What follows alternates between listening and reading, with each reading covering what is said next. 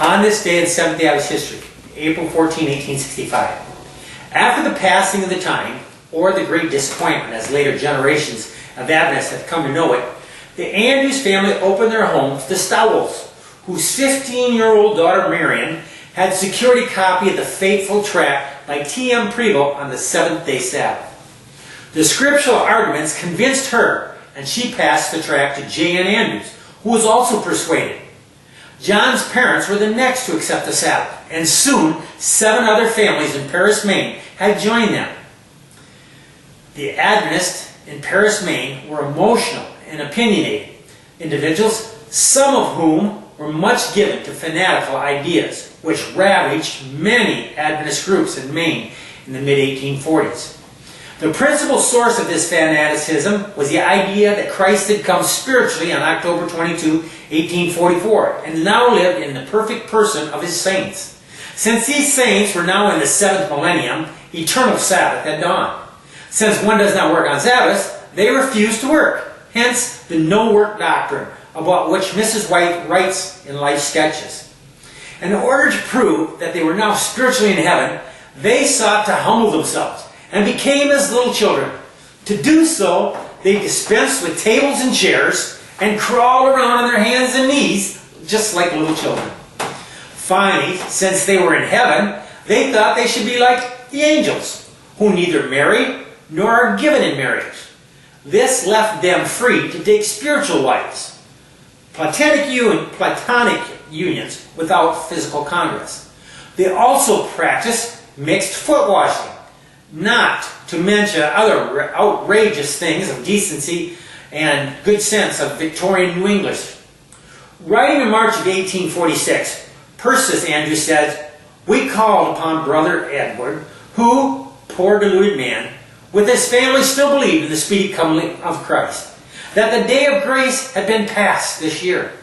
They had done no labor for more than 2 years, and had lived in constant expectation that every day the world would be consumed by fire. They have nearly expanded all their property of their community of saints, and nearly exhausted the charity and patience of their friends, so that if time continues, as Edward says, he expected they would be obliged to go to work." Some very likely families, well situated, with $3,000 to $4,000 of property, have spent their all. And what is worse, they have kept their children from school, from industry, and education, and only cant and delusions. Because of this fanaticism, the little company of Paris was so torn and divided that they had not met together for several years when the Whites visited them in September of 1849. Amira Stevens, Angeline's mother, described that time as sad and painful, noting the divisions and subdivisions which prevailed as each heart stood aloof, and mutual confidence was almost entirely destroyed. That 1849 meeting was, Ellen White said, a green spot in the desert, and proved the beginning of better days for the Paris believers. Parents confessed to their children, children to parents, and to one another. J.N. Andrews, in all the passion of his youth, exclaimed, "I will exchange 1,000 errors for one truth." A little over a year later, the Whites and the Andrews families would become even better acquainted when James, Ellen, and baby Edson moved in with Edward, Sarah, and their boys.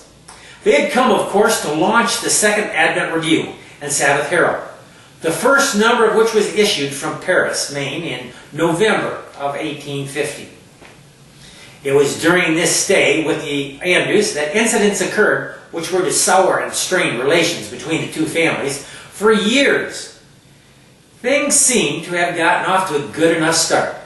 Ellen White wrote optimistically, "Our home is in Paris, at Brother Andrews, within a few steps of the post office and the printing office. We shall stay here for some little time. This is a very kind family, yet quite poor. Everything here is free as far as they have."